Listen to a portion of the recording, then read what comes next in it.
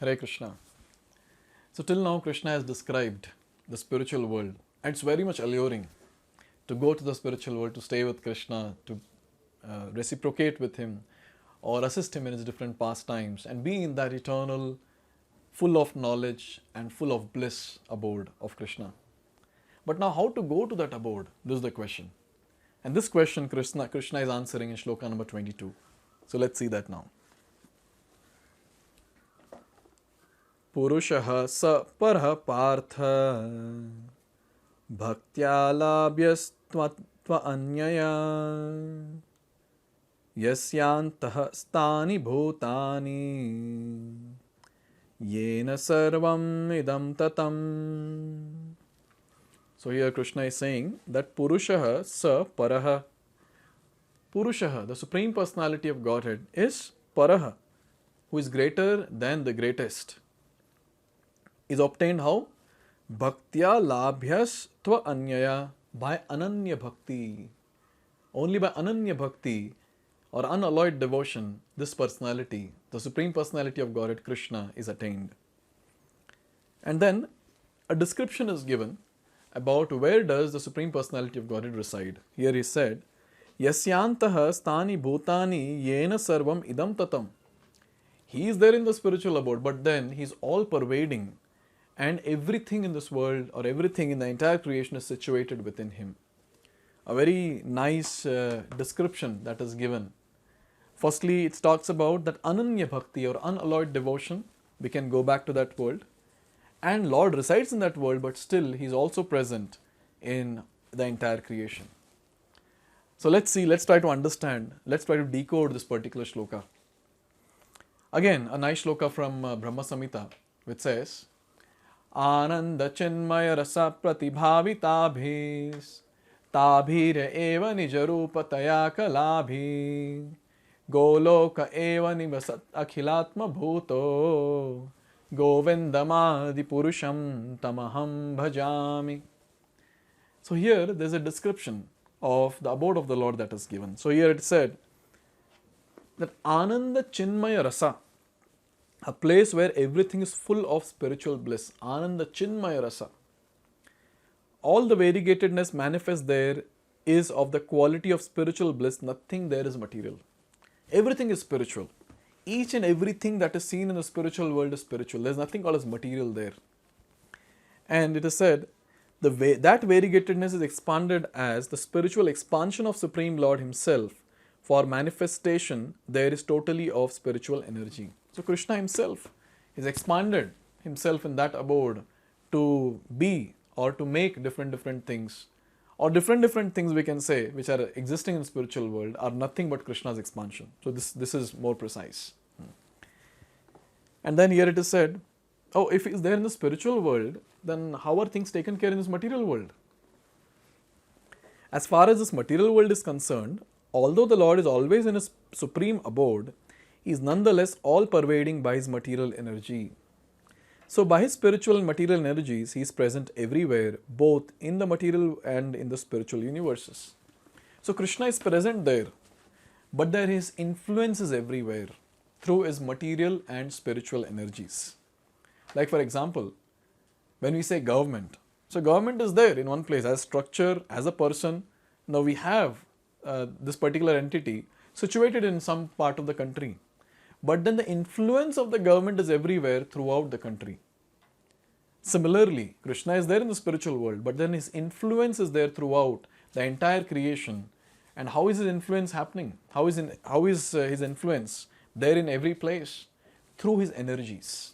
So in the material world, the material energy helps, or material energy makes sure that everything is there under the control of the Lord. And spiritual energy takes care of the spiritual world. So in this way we understand that Krishna is that personality who pervades everywhere through His energies. And then here it is said that Yasyantaha Sthani means that everything is sustained within Him.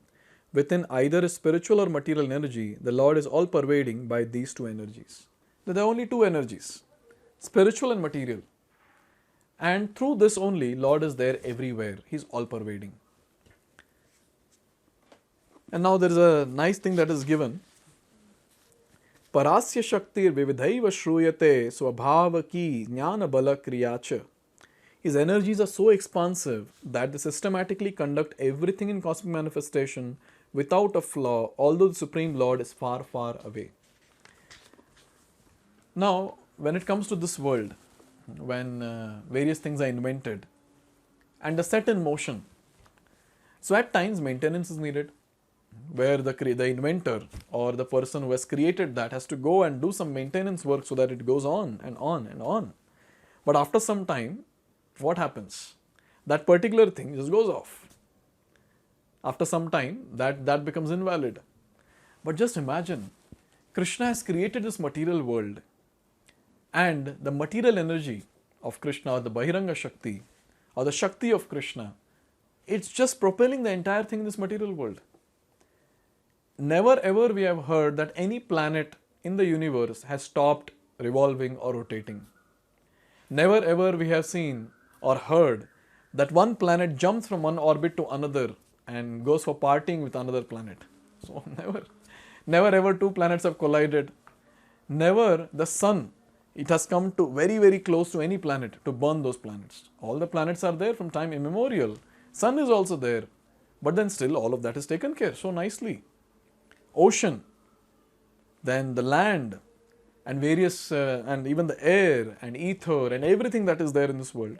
So nicely everything is taken care. And we cannot find any flaw in the creation of the Lord, and also how it is taken care. We cannot find any flaw there. Everything is perfect. The sun rises on time and sets on time. Never ever it will happen that we are waiting and sun is not there. Sun will come on time. Obviously, it's a different thing. We will get up late, but then, but sun is on time. It will rise from the horizon. When it comes to moon, see that the waning and waxing phase of the moon that is there, it will happen on time. Now it starts and then it goes up till Purnima, and again, it goes down till Amavasya and it disappears, and again it will start. So in this way, we see that how everything in this world is working flawlessly. This is called as Krishna's universal administration, where his influence is there everywhere, he's pervading everywhere through his material energies, and everything is taken care so nicely. And we, human beings, we create some little chutku things and we are proud of it, which needs maintenance every now and then, and after some time that has to be destroyed and something else has to be created. So in this way, we understand that we are very, very small in front of the Supreme Personality of Godhead, Krishna. Very, very small. We are nothing, in fact. But if anyone wants to go back to Krishna, to his abode, what he is supposed to do? To enter Krishna's supreme abode or the innumerable Vaikuntha planets, it's possible only by bhakti, devotional service, as clearly indicated here by the word bhaktya. Now we cannot say that, oh, okay, I'll use a spaceship and I'll go to spiritual world. No, that's not possible. There's only one way, and what's that? That is by practicing unalloyed devotional service, one-pointed devotion to Krishna. Only by bhakti, only by devotional service one can attain Krishna. There is no other alternative. There are no different options there. That I'll do this particular thing, I'll do that particular thing and I'll go to spiritual world. No. It's only by practicing bhakti. Because only when Krishna desires to take us back home, back to God, it will happen. It's not that by our own endeavor we'll be able to go back home, back to Godhead. So it's very clear here.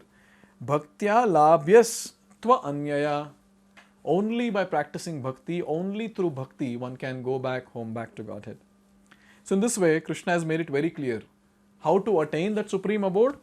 By practicing bhakti. And how is the supreme abode? The supreme abode of the Lord is very, very amazing, like we discussed in the 2 shlokas.